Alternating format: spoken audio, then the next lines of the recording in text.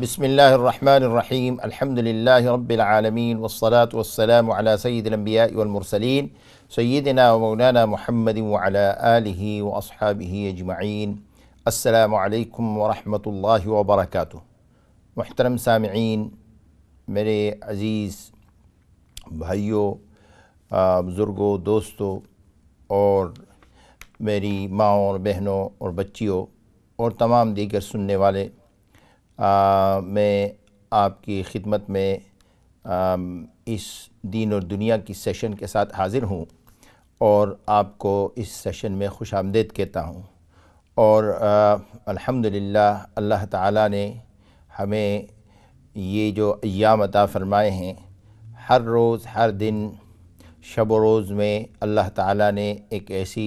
برکت والی زندگی ہمیں عطا کی ہے اور برکت والے ایام ہمیں عطا کیے ہیں کہ ہم خواہ وہ حج کے ایام ہوں، خواہ وہ رمضان گزرا، اس کے بعد شوال کے تقریباً اب ہم اختتام کو پہنچنے والے ہیں، شوال کے مبارک مہینے کے، اور ہم ذی قعدہ میں داخل ہونے والے ہیں۔ ظاہر ہے کہ اس دوران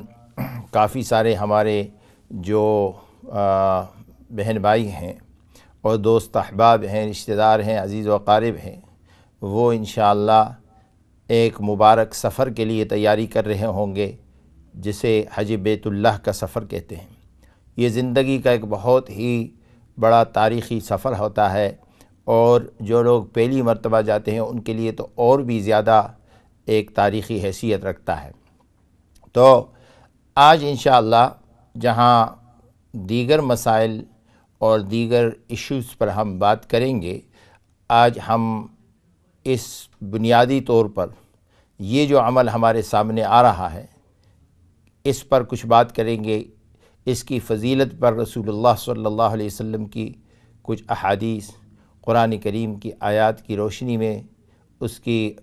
احکامات اور مسائل پہ ذرا غور و فکر کریں گے۔ اس کے ساتھ ساتھ یہ ہے کہ یہ جو ایام آ رہے ہیں آگے، اس میں بہت ہی زبردست قسم کے اعمال آ رہے ہیں۔ تو ذی الحجہ کے جو 10 دن ہیں اس کے متعلق اور اس کی فضیلت، اس کا بھی ذکر کریں گے تھوڑا سا، اور قربانی جو کہ سنت ابراہیمی ہے، قربانی کا فلسفہ کیا ہے اسلام میں، قربانی کیا چیز ہے، قربانی کس کو کہتے ہیں، اور قربانی کہاں سے شروع ہوئی، اور قربانی کی کتنی فضیلت ہے، اور قربانی کو رسول اللہ صلی اللہ علیہ وسلم نے مدنی زندگی میں کبھی بھی ناغہ نہیں کیا۔ اس ساری چیزوں کو انشاءاللہ اس پر بات کریں گے۔ لیکن سب سے پہلی بات یہ ہے کہ ہمیں ایک بات ذہن نشین کرنی چاہیے، اور یہ پچھلے سیشن سے ایک طرح سے متعلق ہے کہ ہمیں ہر وقت اللہ کا شکر ادا کرنا چاہیے، اور جیسے کہا گیا ہے کہ وہ بالشکر تدوم النعم، شکر کرنے پر اور شکر بجا لانے پر اللہ تعالیٰ کی نعمتوں میں دوام آتا ہے۔ اللہ تعالیٰ کی نعمتیں نہ صرف یہ کہ جاری اور ساری رہتی ہیں بلکہ بڑھتی ہیں، اس لیے کہ اللہ تعالیٰ شکر گزاروں کے ساتھ محبت کرتے ہیں، شکر گزاروں پر اپنی نعمتوں کے بارش فرماتے ہیں۔ تو ہمیں اللہ کا شکر ادا کرنا چاہیے، ہر وقت اللہ کا مشکور ہونا چاہیے، ایمان پر، دین پر، اعمال صالحہ پر، اور اس کے ساتھ ساتھ اللہ نے دنیا کی جتنی نعمتیں عطا کی ہیں، انسان اگر ہر ایک کو دیکھے، خواہ وہ نعمتیں ہماری بدن میں ہیں، خواہ وہ نعمتیں ہماری شب و روز میں ہیں، سب سے بڑی نعمت اللہ تعالیٰ نے ہمیں امن اور سلامتی کی عطا کی ہے، صحت کی عطا کی ہے، فارغ وقت کی عطا کی ہے، اور اس کے ساتھ ساتھ ایمان، اپنے ذات عالی کے ساتھ تعارف کی جو نعمت عطا کی ہے۔ حضور نبی کریم سید الکونین رحمۃ للعالمین محمد مصطفیٰ احمد مجتبیٰ صلی اللہ علیہ وسلم کی دین میں دین عطا کیا، ہمیں آپ صلی اللہ علیہ وسلم کی امت میں پیدا کیا، یہ اللہ تعالیٰ کی بہت بڑی نعمت ہے۔ اللہ تعالیٰ کا شکر ادا کرنا چاہیے۔ اللہم لک الحمد ولک الشکر کما ینبغی لجلال وجہک وعظیم سلطانک۔ دوسری اہم بات یہ ہے کہ آج کل ہر شخص یہ اس سرگردانی میں ہر انسان مبتلا ہے، اور ہم سب مبتلا ہے کہ بھئی کیسے جو ہے ہمارے جو آئے دن کی پریشانیاں ہیں، مصیبتیں ہیں، یہ کیسے حل ہو جائیں۔ اور اس کے لیے جو ہے ایک آسان حل ہے جو ہم سب کے پاس ہے، اگر اللہ تعالی ہمیں اس کی سمجھ عطا فرمائے اور اگر اس حل کو ہم اختیار کر لیں، اس حل کو ہم اپنا پسندیدہ بنا لیں، اس حل کو ہم اپنا لیں، تو انشاءاللہ اللہ تعالی ہمارے تمام مسائل حل فرمائیں گے، تمام مشکلات آسان ہو جائیں گی۔ اگر ہم اس بات کا ارادہ کر لیں کہ ہم اپنی زندگی اللہ کے دین کے مطابق گزاریں گے اور اپنی زندگی رسول اللہ صلی اللہ علیہ وسلم کے پیارے طریقوں پر گزاریں گے، سنتوں پر گزاریں گے، تو اللہ تعالی ہمارے لیے تمام مشکلات آسان کر دیں گے۔ بس صرف یہ ارادہ ہی انسان کر لے تو ارادے پر بھی اللہ تعالی اس کو توفیق عطا فرماتے ہیں۔ آگے آہستہ آہستہ چلتے چلتے تدریجاً انسان اس مرحلے تک پہنچتا ہے۔ اور فرمایا کہ جب انسان اپنی زندگی دین کے لیے وقف کر لے اور وہ خوش قسمت انسانوں میں شامل ہو جائے، ان اللہ والوں میں شامل ہو جائے جن کو اللہ تعالیٰ اپنی دین کے لیے، دین کی خدمت کے لیے، دین کی عالی محنت کے لیے منتخب فرماتے ہیں، تو پھر تو اللہ تعالیٰ ان کے تمام جو ہے جتنے مسائل ہیں، جتنی ضروریات ہیں، اللہ تعالیٰ ان کے پورا کرنے کے غیب سے اسباب پیدا فرماتے ہیں۔ تو اس لیے دنیا کے خزانے اللہ کے اختیار میں ہیں، صحت بھی اللہ تعالیٰ دیتے ہیں، مرض بھی اللہ کی طرف سے آتی ہے، شفا بھی اللہ کی طرف سے آتی ہے، اور غربت اور تنگ دستی بھی اللہ کی طرف سے آتی ہے، اور اس کے ساتھ ساتھ یہ ہے کہ فراوانی اور مال میں غنا اور برکت بھی اللہ کی طرف سے آتی ہے، اولاد بھی اللہ تعالیٰ دیتے ہیں، اور چاہیں تو اللہ تعالیٰ لے بھی لیتے ہیں۔ یہ اللہ تعالیٰ کی نعمتیں ہیں ساری۔ صحت انسان کو اللہ تعالیٰ نے جو عطا کی کتنی بڑی نعمت ہے، جوانی اللہ تعالیٰ کی نعمت ہے، اللہ کے دین کی سمجھ جو ہے یہ اللہ تعالیٰ کی بہت بڑی نعمت ہے کہ اللہ تعالیٰ ہمیں دین کی سمجھ عطا فرماتے ہیں۔ اللہ تعالیٰ کے نبی صلی اللہ علیہ وسلم نے ارشاد فرمایا، وَمَن يُرِدِ اللَّهُ بِهِ خَيْرًا يُفَقِّهْهُ فِي الدِّينِ، جس کے ساتھ اللہ تعالیٰ خیر کا ارادہ فرماتے ہیں، جس انسان کے ساتھ اللہ تعالیٰ بہتری فرماتے ہیں، اس کو اللہ تعالیٰ دین کی سمجھ عطا فرماتے ہیں۔ تو اللہ تعالیٰ ہمیں حرام سے بچائے، اپنے احکامات توڑنے سے بچائے، حضور علیہ الصلاۃ والسلام کی سنتوں پر عمل کرنے کی توفیق عطا فرمائے۔ ناظرین گرامی قدر، یہ جو سلسلہ ہے اس کو آگے بڑھاتے ہیں، اور دنیا میں آج کل یہ جو پریشانیوں کا سلسلہ چل رہا ہے اس کی وجہ یہ ہے، اور ان پریشانیاں سب سے بڑی یہ ہے کہ انسان کا دشمن بن گیا ہے، تباہی ہے اور بربادی ہے۔ اس کی وجہ یہ ہے کہ انسان نے انسانیت کی قدر کو بھلا دیا، انسانیت کی جو عظمت ہوتی ہے اس کو بھلا دیا، اور اسی میں لگا ہوا ہر انسان، ہر جگہ، ہر مکتب فکر اور ہر قوم، ہر ایک اپنی اس پہ لگا ہوا ہے، اپنی سوچ اور فکر میں لگا ہوا ہے۔ اگر ساری انسانیت اس بات کو مد نظر رکھے کہ اللہ تعالیٰ نے ہمیں کتنی عزت عطا فرمائی، ایسے یعنی بنی آدم کی حیثیت سے، وَلَقَدْ كَرَّمْنَا بَنِي آدَمَ وَحَمَلْنَاهُمْ فِي الْبَرِّ وَالْبَحْرِ وَرَزَقْنَاهُمْ مِنَ الطَّيِّبَاتِ، اللہ کریم فرماتے ہیں کہ ہم نے بنی آدم کو اتنی بڑی عزت عطا فرمائی، یعنی اس کی تکریم کی۔ اللہ تعالیٰ فرماتے ہیں بنی آدم کا کہا، ساری انسانیت کا کہا، سارے انسانوں کو کہا، اور اس کے بعد فرمایا کہ دوسروں پر اللہ تعالیٰ نے اس کو فضیلت دی، اس کو فوقیت دی، اور اللہ تعالیٰ نے اس کو یہ استعداد دی کہ وہ دریا میں سفر کرے اور خشکی پہ سفر کرے، اور ابھی ایسے مزید بڑھتے بڑھتے انسان نے اتنی ترقی کر لی کہ ہوا پہ میں سفر کرے۔ یہ سب کچھ اللہ تعالیٰ کی دین ہے۔ وَرَزَقْنَاهُمْ مِنَ الطَّيِّبَاتِ، اور اللہ تعالیٰ نے بہترین، خوبصورت، طیبات، وہ اچھی چیزیں جو انسان کی طبیعت کو بھی اچھی لگے، انسان کی صحت کے لیے بھی اچھی ہوں، انسان کے لیے ہر لحاظ سے اچھی ہوں، اللہ تعالیٰ وہ عطا فرماتے ہیں، بغیر مانگے اللہ تعالیٰ عطا فرماتے ہیں، اور اللہ تعالیٰ نے انسانوں کے لیے میسر کیا ہے۔ تو اللہ تعالیٰ فرماتے ہیں یہ اس لیے کہ یہ انسان اللہ کا شکر گزار بنے اور اللہ تعالیٰ کے اس اکرام کو اور اس تکریم کو ہر وقت اپنے آپ کو یاد کرائے۔ تو آج کل یہ جو مصیبتیں اور پریشانیاں ہیں، اس کا واحد حل یہ ہے کہ ہم اللہ کی دین کی طرف رجوع کریں، اور توبہ کرنے سے اللہ تعالیٰ انسان کو گناہوں سے پاک اور صاف کر دیتے ہیں۔ انسان کی طرف اللہ تعالیٰ کی محبت اور رحمت متوجہ ہو جاتی ہے، اور اللہ تعالیٰ انسانوں کی گناہوں کو معاف فرماتے ہیں۔ بہرحال اللہ تعالیٰ ہم سب کو توبہ کرنے کی توفیق عطا فرمائے، اور ہر وقت اپنی ذات عالی کے سامنے شکر اور سجدہ سجود ہونے کی توفیق عطا فرمائے، اور اس کے ساتھ ساتھ یہ ہے کہ اس بات کا ارادہ کرنے کی اللہ تعالی ہمیں توفیق عطا فرمائے کہ اللہ تعالی ہماری جان، مال، اولاد، وقت،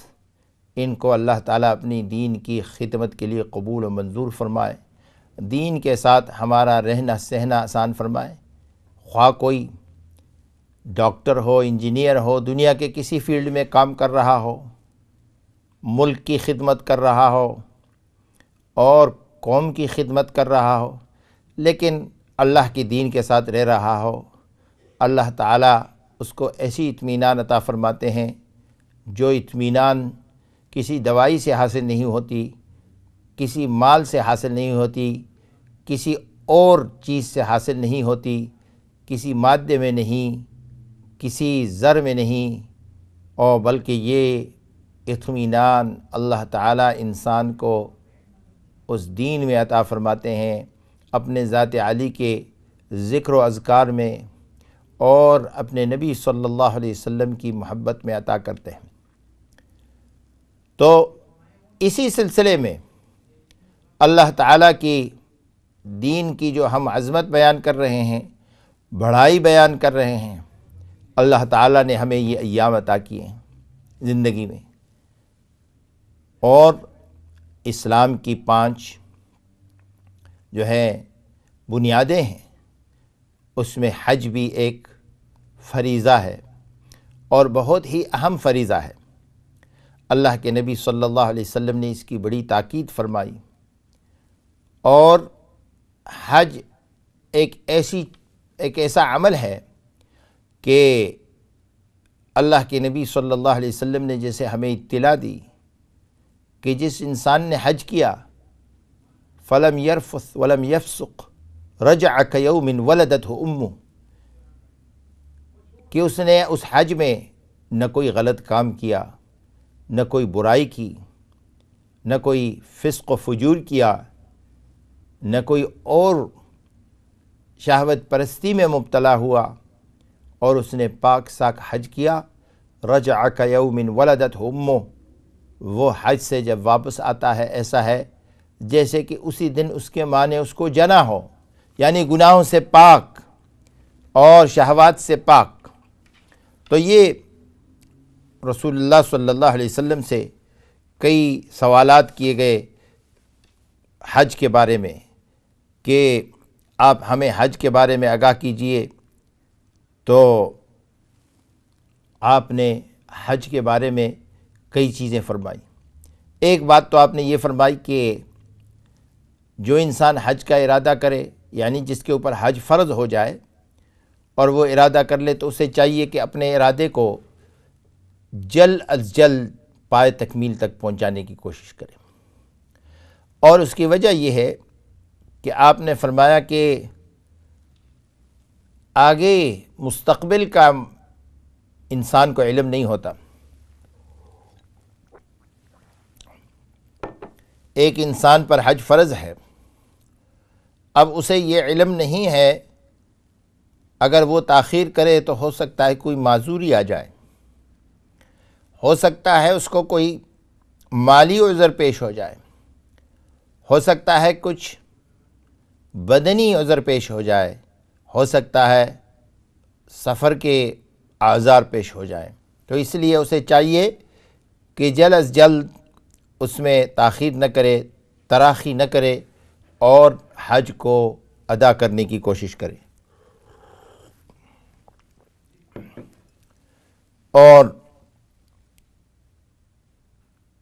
حج سے انسان کو اپنے آپ کو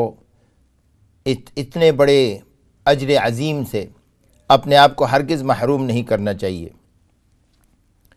اور حضرت علی رضی اللہ تعالی عنہ کا ایک قول ہے کہ ایک انسان اگر باوجود ہے کہ اس کی استعداد ہے، استطاعت ہے، اور اس کے باوجود حج نہ کرے تو فرمایا ایسا ہے جیسے کہ اس انسان نے اسلام کی بنیاد کو ہی نہیں سمجھا، اور آپ نے اس کے لیے غیر مسلمان ہونے کی، مرنے کی اور سخت وعیدیں بیان کی۔ اور حضرت عمر رضی اللہ تعالیٰ عنہ کے بارے میں آتا ہے کہ وہ تلاش کرتے تھے لوگوں کو کہ کوئی آبادیوں میں، گاؤں میں، دیہاتوں میں کہیں کوئی ایسا آدمی نہیں ہے جس کے اوپر حج فرض ہو اور وہ اس نے حج نہ کیا ہو۔ تو اس لیے اور حج اور عمرہ یہ بار بار کرنا چاہیے، اس لیے کہ فرمایا یہ ایسا عمل ہے کہ اللہ تعالیٰ اس کے ذریعے سے انسانوں سے فقر کو دور کر دیتے ہیں،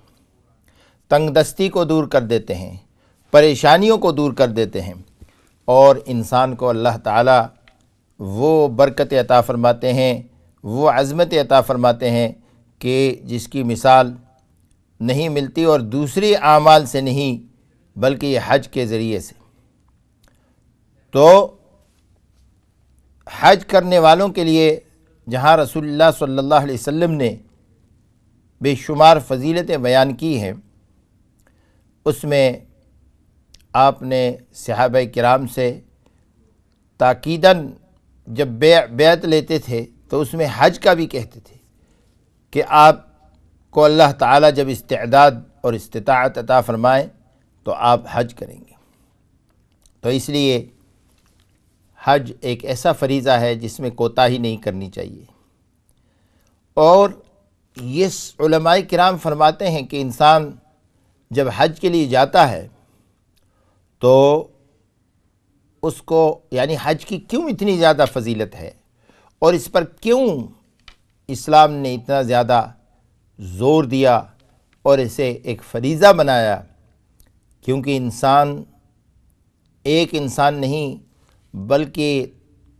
ایک علاقے کے لوگ نہیں، ایک طرح کے انسان نہیں بلکہ مختلف علاقوں سے، مختلف رنگوں کے، مختلف نسلوں کے، مختلف لسانی لغات بولنے والے، مختلف قسم کے بولیاں بولنے والے لوگ اکٹھے ہوتے ہیں ایک جگہ پر، اور ایک ہی لباس ان سب کا زیب تن ہوتا ہے، اور وہ لباس ہوتا ہے جس میں وہ اظہار کرتے ہیں کہ ہم سب نے دنیا کو چھوڑا ہے اور آخرت کا لباس پہنا ہے۔ احرام کیا ہے؟ یہ ایک کفن کا لباس ہے، اس بات کا اظہار کرنا ہے کہ ہم نے دنیا کو چھوڑ دیا ہے اور ہم لبیک کی صدا بلند کرتے ہوئے اللہ کے ہاں حاضر ہوئے۔ جب انسان ان سارے انسانوں کو ایک فکر کے ساتھ ایک جگہ اکٹھے دیکھتا ہے تو اس کے ایمان کے اندر ایسی تازگی آتی ہے اور اللہ تعالیٰ اسے وہ ایمانی کیفیت عطا فرماتے ہیں کہ شیطان اسے پھر اس کے بعد ایمان سے ہٹا نہیں سکتا۔ اسے اللہ تعالیٰ بہت بڑی عظمت اور کیفیت عطا فرماتے ہیں اس سرزمین پر جہاں اللہ کا دین جو ہے جہاں سے شروع ہوا، جہاں اللہ کی کتاب نازل ہوئی، اور جہاں اللہ کے نبی صلی اللہ علیہ وسلم نے جہاں سے دین کو دوسروں تک پہنچایا، اور جہاں پر کھڑے ہو کر کے حضرت ابراہیم علیہ السلام نے لوگوں کو پکارا، اور حج کرنے والے ہی وہ خوش قسمت لوگ ہیں جن کے ارواح نے حضرت ابراہیم علیہ السلام کے جو ہے ندا پر لبیک کہا۔ ایک تو یہ، دوسرا یہ ہے کہ انسان ساری زندگی، میں نے شاید پچھلے سیشن میں بھی کہا تھا، کہ یہ کہتا ہے کہ میرا منہ کعبہ شریف کی طرف، اور ہمیشہ یاد رکھتا ہے اپنی نماز کی نیت میں کہ منہ میرے کعبے کی طرف، اور بار بار کعبے کا ذکر کرتا ہے، محمد الرسول اللہ صلی اللہ علیہ وسلم پر درود شریف بھیجتا ہے، آپ کے پیارے تذکرے سنتا ہے، مکے اور مدینے کی باتیں سنتا ہے۔ لیکن جب تک انسان اپنے آنکھوں سے نہ دیکھ لے تو اس وقت تک جو ہے انسان کو وہ کیفیت حاصل نہیں ہوتی جو جو پختہ یقین کی کیفیت ہے، جو اس میں اس کے ایمان میں ایسا اضافہ کر دیتی ہے کہ ایمان غیر متزلزل ہو جاتا ہے، اور وہ ایمان اس میں یقین کی پختگی کی کیفیت آ جاتی ہے۔ اور سب سے بڑی بات یہ ہے کہ اللہ کا حکم ہے اور فریضہ ہے، اور اس فریضے سے میں کوتاہی نہیں کرنی چاہیے۔ تو بہرحال حج جو ہے، جیسے میں نے عرض کیا کہ اس کے لیے حلال مال جمع کیا جائے، اور حلال مال جمع کرنے کے بعد جیسے میں نے عرض کیا تھا کہ ایسی لوگوں کی معیت اور ساتھ میں حج کرنا چاہیے جو لوگ علم رکھتے ہوں، جو اہل علم ہوں، متقی ہوں، پرہیزگار ہوں، نیک ہوں، دیندار ہوں، اور حج کے مسائل کو جانتے ہوں، اور خود بھی جنہوں نے حج کا ارادہ کیا وہ حج کے مسائل سیکھیں۔ حج کی بے شمار کتابیں ملتی ہیں، کوئی کتاب لے کر کے اس کو پڑھیں اور مسائل کو سیکھیں اور جانیں۔ ایسا نہ ہو، اکثر دیکھا گیا ہے کہ ہمارے بہن بھائی جو حج کے لیے جاتے ہیں وہ بس دوسروں کے اس پر وہ کر لیتے ہیں، اور کئی واجبات ان کے رہ جاتے ہیں۔ کچھ کے تو ایسے ہیں کہ جو حج کا سب سے اہم، جس پر حج کا دار و مدار ہے، یعنی یوم عرفہ کا جو وقوف ہے، جس کے بارے میں رسول اللہ صلی اللہ علیہ وسلم نے فرمایا کہ الحج العرفہ، کہ حج جو ہے کیا ہے، یہ عرفہ کا وقوف ہے، اور باقی چیزیں اس کے ساتھ ہے، احرام ہے، ایام ہے، وغیرہ وغیرہ۔ لیکن اس وقوف میں بعض ناسمجھ لوگ اب تک ایسی غلطی کر جاتے ہیں کہ وہ وقوف ان کا عرفات سے باہر ہو جاتا ہے، یا غروب سے پہلے عرفات سے نکل آتے ہیں، یا جو ہے مزدلفہ کا قیام ان کا صحیح طریقے سے نہیں ہوتا، یا جو دوسرے ایام ہیں، ایام تشریق کے اعمال ہیں، اس میں جو ہے ترتیب بدل دی جاتی ہے، یا دوسرے مسائل ہیں۔ تو اس لیے حج کے اعمال کو، حج کے مسائل کو سیکھنا،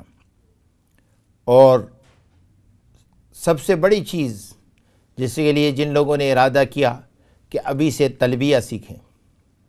لبیک اللہم لبیک، لبیک لا شریک لک لبیک، ان الحمد والنعمت لک والملک لا شریک لک، یہ تلبیہ ہے، اس کو سیکھیں، اور حج کی نیت کو بھی سیکھ لیں۔ رسول اللہ صلی اللہ علیہ وسلم کی سنت ہے، ورنہ نیت اپنی زبان میں بھی کر سکتے ہیں۔ تو حج کے لیے ایک تو یہ کہ حلال مال، دوسرے یہ کہ یہ بات بھی لازمی ہے کہ جو لوگ حج کے لیے جائیں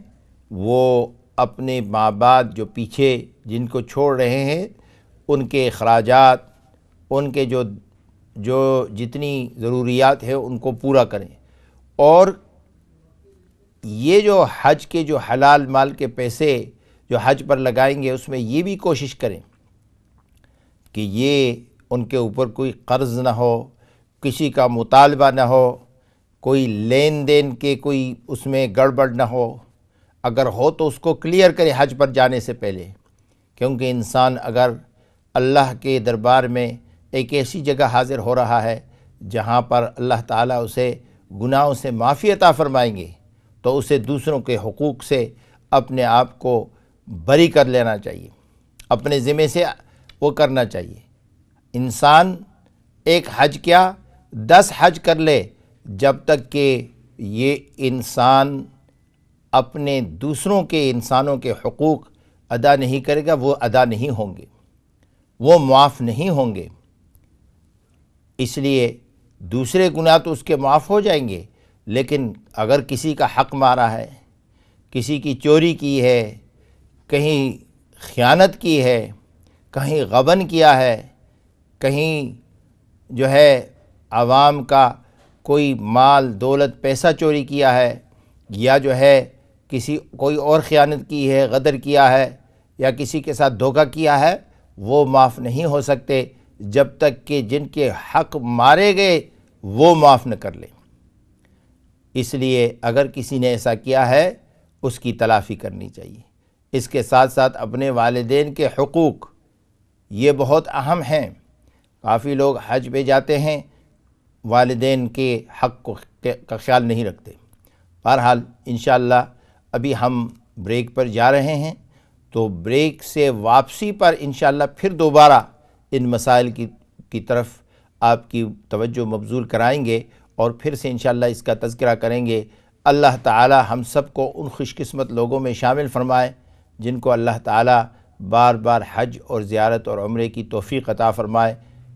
انشاءاللہ ابھی ہم بریک پر جائیں گے، اس کے بعد آپ سے ملاقات ہوگی۔ السلام علیکم ورحمۃ اللہ وبرکاتہ۔